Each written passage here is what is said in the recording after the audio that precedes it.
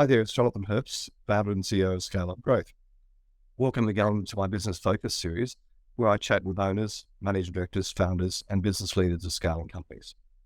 It centers around their entrepreneurial journey so far and their aspirations for their companies. Today, I have great pleasure in speaking to Alex Tao, who's CEO and founder of Ausinland. Welcome, Alex. Thank you very much for getting me. And I'm going to apologize to you and to everybody in advance. I have COVID and I'm coughing like a demon. So hopefully I won't disturb too much, but my apologies. Then thanks for your time, and I hope you'll recover soon. Actually, me too, Alex. Thank you. So tell me, what does Ausinland do and how long have you been doing it? Ausinland is started in 2016, and what we do is we provide construction machinery for infrastructure and mining industry. And our main product is tunnel boring machines. Oh, it's a big construction machinery for tunneling. Yeah. So now, in many big cities, so they're doing tunneling for metro. So they will use this machine. Fabulous. So, what other products are you providing as well? Many are related for tunneling. The traditional way we use the drilling and blasting equipment. So we have the complete set of drilling and blasting equipment. Also related to that, we have the conveyor system. We have the crushing and screening equipment. Also, another area is we have the railway parts such as pinouts and clips and fasteners. Mm-hmm. So another area is agricultural machinery we have. So and what we have been doing is we found that everywhere we really need a lot of investment on infrastructure, especially in 21st century. So, but since how to make it more cost effective and efficient, also safety for the people. So what Ausinland do is trying to bring the new advanced technology, more cost effective way and solutions for the industry. At the same time, we try to build up a supply chain which can involve the local communities and even Aboriginal business together. Mm-hmm. So to make it more sustainable, also environmentally friendly. Okay. So that's. So it's a broad range of offerings. Who would you describe as your best customer? We're mainly in the industry of transport, such as metro infrastructure for transport. Also in the utilities. So like a water system. Now for the new energy, we need a pumped hydro. Mm-hmm. So also need the tunneling and in the mining area also. Okay. So mainly the company like contractors, the CEO or plant manager or purchase or manager, that's our main customer. So what we're looking for is really this customer, the ideal customer is like they really value the sustainability and innovation. And like what we do a lot is carbon neutral, or bring new technology to lower down the carbon emission, Mm-hmm. and to have a better society in the future. Right. So, excuse me. We've all been through the pandemic. I'm just going through it again. Of all the actions you took during the pandemic, what are some that will remain in business going forward? Pandemic during these 3 years is really a challenge for us. Many events, many activity was cancelled, but also challenge sometimes is also opportunity. What's amazing is that yeah, the supply chain, global supply chain was interrupted, and some of our customers reach out to us looking for some a solution for finding the supply. So and we try to find from locally and from overseas, and we found it's not. Some products are not on the shelf. So what we do we did was we strengthened our R&D team and design and doing prototype and get the solution for the customer. We bring even better products for the customer. So from there, what I learned is we found now more and more products need in cross industry. So it's not one factory can make it. So now there are so many new technology, so many new materials. So you really need to cross the industry, have some kind of integration. So we are building up this capability, and through the pandemic, we keep this capability, and even we're enhancing this business. So we are building a new brand called Interlink Manufacturing. It's a solution for a new supply chain. Uh, I, I mean, it would have been an interesting time with you because I think because you're talking heavy industry, heavy plant. Um, did it did all of that keep operating during the pandemic, or how did you? No, obviously a lot of us has gone to Zoom, etc. How did you protect your people? Oh yes, definitely we use more and more digital methods now. So LinkedIn is one of the main channel we are using. So before, we used to meet people face to face, but now we really use a more team and Zoom and all these and these tools, and we found it's very efficient and cost effective. So yeah, the pandemic really changed things and make it. We are very really people are adaptive to this new scenario here.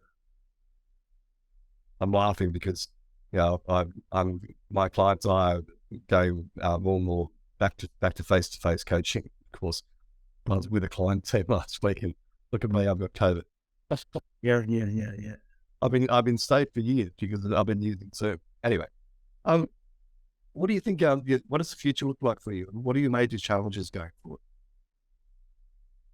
I think there are many challenges now because of so many problems in supply chain, new technology, and also geopolitical reasons.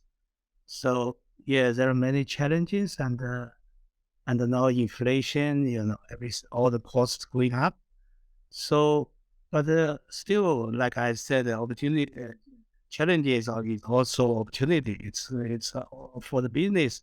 It's about how you adjust yourself and find grasp the opportunities. So I think for infrastructure investment, it's really like uh, how to work with the community and with small and medium enterprise prices together. It's not what we are doing is I think it's when you partnership with SMEs, so you really get more new technology, new creative solutions, and it's sustainable. So that's the way we are trying to do to build up a supply chain. It's comprehensive and it's based on community and local business. So we can provide a solution for future infrastructure and the other industry also. Cute. So, thinking back over your time as a business owner, um, what has been your biggest learning? Do you think as a business? For me, I have been doing business now more than 30 years. So when the age, you different age, you really learn different things. It's not, sometimes time is really important because only when you are at that age, so you understand something. So when I was young compared to now, what I learned, thing is teamwork. Because I found for me, I'm a team worker.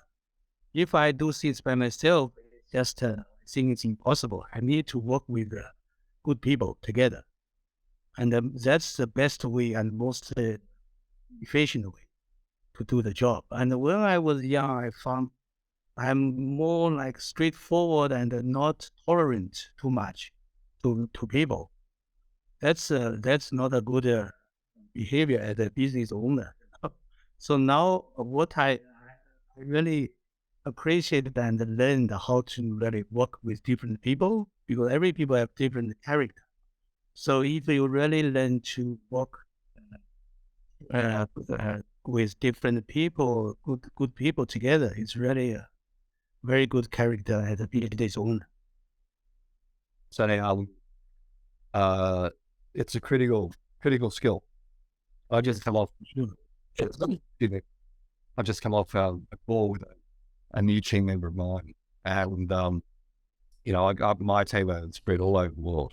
As an example, the video editing of this video will be done by Charlie in Ukraine. Yeah. The processing of, promoting social media, excuse me, etc., is done by Maria out of the Philippines, and bringing people on board and building the systems for them to get the most out of themselves is absolutely critical. And Sure. a good example of that is this video again. And I've spoken to, I mean, I probably shouldn't be talking at all with this talk. But I've spoken about it in the past. So my unique ability, it's what I'm really good at, what I really love doing, is doing these interviews. It's coaching my CEOs and the leadership teams. It's developing the IP to help them grow their businesses. But my skill set is certainly not recruiting you, Alex, and other people like you, CEO, extraordinary CEOs of scaling companies. So I have Vlad does that for me. As I said, Maria is going to run the whole process from focusing on my unique abilities, but more importantly, complementing my unique abilities with other people who have unique abilities that are not mine, has been one of my key learnings, I have to say. Yeah, understand. I really like to, deal with people, not every day deal with a computer. Yeah. It's really enjoyable. And what I learned when I was in Africa as a project manager, that time we were doing a multimedia EPC project, and I and another gentleman, we are the leader for the group. So we were supposed to set up a company in Africa to keep on the projects. After one project, when you have done it successfully, you can do more projects. Yep. But that time only because of he and me, we don't in some area, in some opinion, we are not at the same page. So we didn't come to a company. But when I left, then I found it's a regret. Really, it's such a good opportunity. We can set up a company there and to keep our experience and the experts is there. So when people left, then the expertise and the experience also disappeared also. Yeah. I've heard of it. I mean, when you think of the word success, who comes to mind and why? Yeah, it's hard to say someone from book or from video. There are many good, many successful people, but I can only say from my very close to me and my previous boss. I think he's very successful because the thing is that he's very creative and also can make the dream become reality. It's a bigger capability. and a lot of disruptive idea, especially in a state-owned company. It's very hard. People just get used to the routines and normal idea. But he just look at the future, and what he did is when the market changed, he really bring the company to another level, and the company grows. So in the beginning, the company was an import and export company only, like a middleman. But then he changed the company to like we do cable, electric cables. So we get the projects in Middle East to do the with civil works, bury the cable, high voltage cable. Then from there, after a few years, we found only doing that not enough, so we became a turnkey contractor for transmission lines and substations. Uh, Became very successful. Then after a few years, the market changed again. Then we became start to do new energy, solar power and other things, because became a turnkey project and doing financing also. So when market change, so they always finding what's your strengths, what's your industry, and then how you can grow and adjust to the market. That's what I learned. And he has an idea, but also he had the capability to make it happen. That's I think it's good. Now, good example. You need to send a copy of this recording to him. Yeah, sure. I'm sure he'd love to hear it. Yeah. Are you a reader? Do you listen to podcasts? Any recommendations you give to the audience? Nowadays, not reading as much as before because of so many apps on my mobile phone. So you always read some very quick message or TikTok or something. Yeah. Yeah, but yeah, I read. I'm still reading. Like last night, I was reading on the website, internet, and people's attention, all those things. But also, I read a lot of books in Chinese. It's even some very old book. Like I don't know. You heard the Book of Change? It's written, 2,000 years ago. It's like a puzzle. You don't know what they're talking about. So it's interesting for me. It's just try to understand what they are talking about, because they are talking, those all the words are not connected and you don't know. So you try to understand. But what I learned from there is it's origin of the Chinese culture. It's talk about change. Things are changed. So how you look at the things, how related to your mindset, because nowadays every people have their perspective from their position or benefit or something. But that book teach us to read, to learn from other people's perspective. Even they talk about the 8 diagrams. So you are thinking from 8 different perspective directions to because when you look from different angles, you have a different idea. You can understand more, and then you can put them together. And every diagram is changing. When time change, your perspective also change. So that's very dynamic and come to a balance. Peace. It's not a go to extreme, because the extreme is not the real thing in the world. Things are changing and try to come to a balance. And so they teach me how to think from different angles. That's what I'm trying to understand them. And so the book is the Book of Change. The book of change. In Chinese, it's Yijing.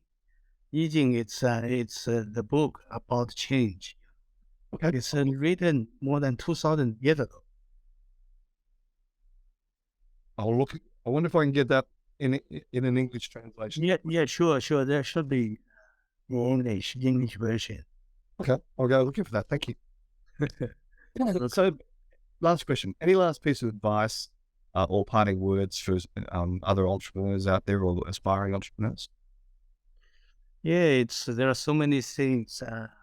For me, I think the open mind, and now there are so many resources. So always reach out and get help and be open to talk with people. So when I talk with people, when people reach out to me from LinkedIn, normally if I have time, I will read and talk. You can learn many things, knowledge. And also I read books, even every book when I read, I can always find something interesting and learn something. So I think it always open. There are so many resources here, but you should, if you find something you want to do, you just stick to it. Your dream will become reality if you really focus on it. That's my Yeah, suggestion. very good advice. Thank you. Alex, thank you so much for joining me. Thank you. Thank you. Um, Thank you. Okay. and I look forward to speaking more going forward. Me too. Yeah. Thank you. Thanks.